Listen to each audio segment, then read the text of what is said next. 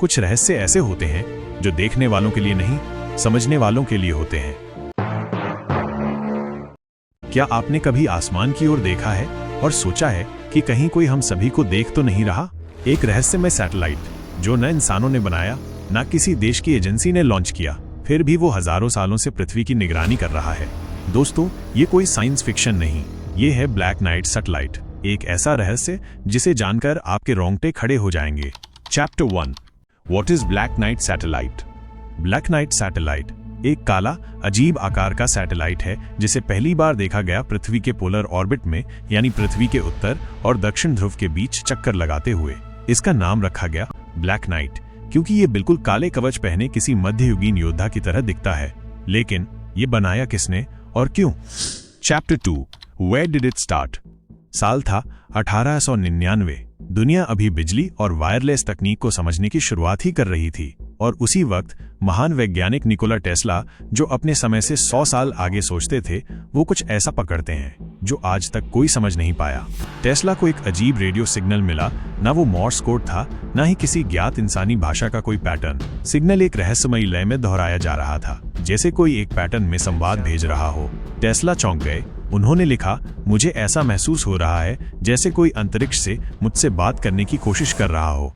अब सोचिए, ये 1899 है, जब न तो कोई रेडियो ब्रॉडकास्ट होता था और न ही कोई सैटेलाइट। तो फिर वो सिग्नल आया कहां से? क्या वो धरती से बाहर से था?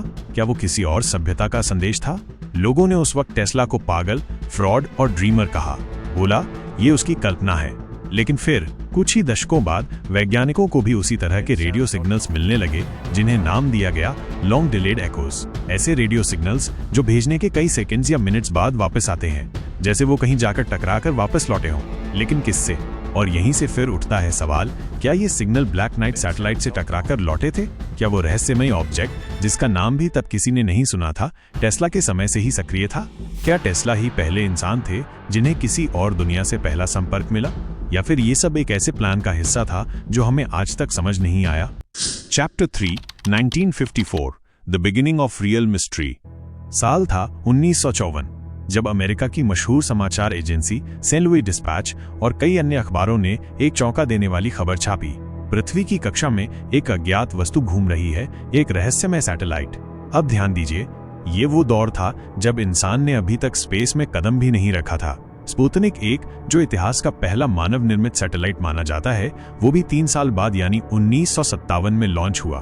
तो सवाल यह है, 1954 में पृथ्वी के चारों ओर घूमने वाली वो रहस्यमयी चीज क्या थी? किसने उसे भेजा था?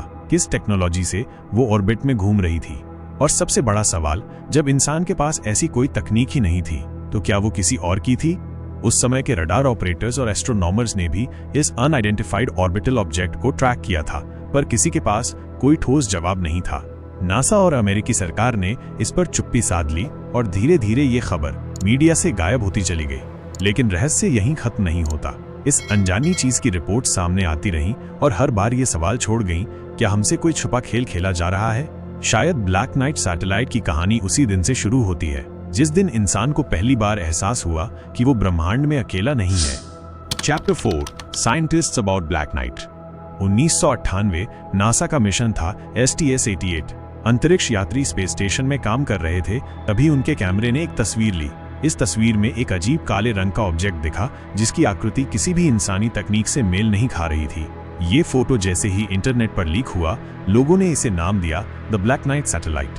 नासा का दावा है कि जो वस्तु ब्लैक नाइट सैटेलाइट कही जाती है, वो असल में सिर्फ एक थर्मल ब्लैंकेट है, एक तरह का इंसुलेटिंग कवर जो अंतरिक्ष यात्रियों की स्पेस वॉक या सैटेलाइट रिपेयरिंग के दौरान गलती से अंतरिक्ष में गिर गया था।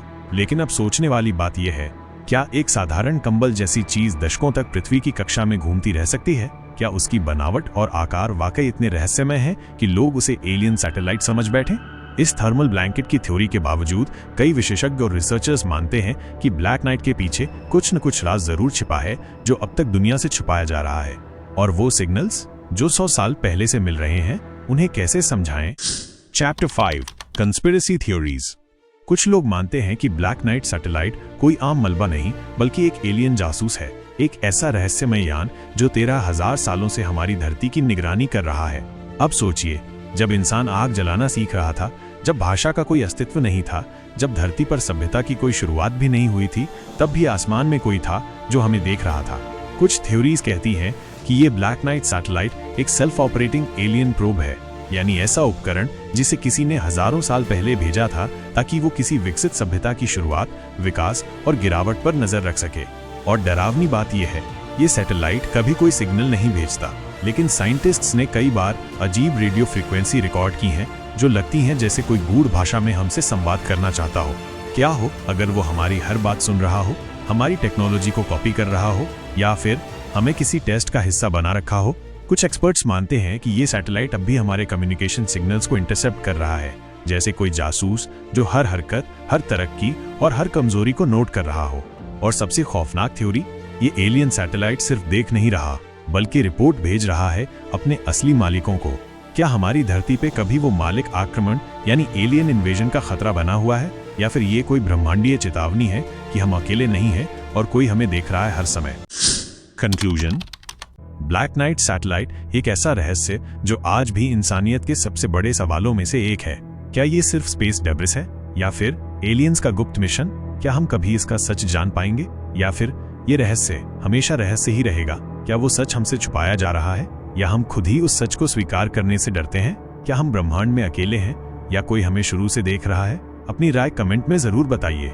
अगर आपको ये वीडियो पसंद आया हो तो इसे लाइक करें, अपने दोस्तों के साथ शेयर करें और ऐसे ही थ्रिलिंग फैक्ट्स और मिस्ट्रीज के लिए चैनल को सब्सक्राइब करना मत भूलिए, क्योंकि अगली बार हम लाएंगे एक और रहस्य, एक और अनसुलझी कहानी जिसका जवाब आपके होश उड़ा सकता है। तब तक याद रखिए, कुछ रहस्य ऐसे होते हैं जो सिर्फ देखने वालों के लिए नहीं, समझने वालों के लिए होते हैं। मिलते हैं अगली रहस्यमयी यात्रा में। जय हिंद।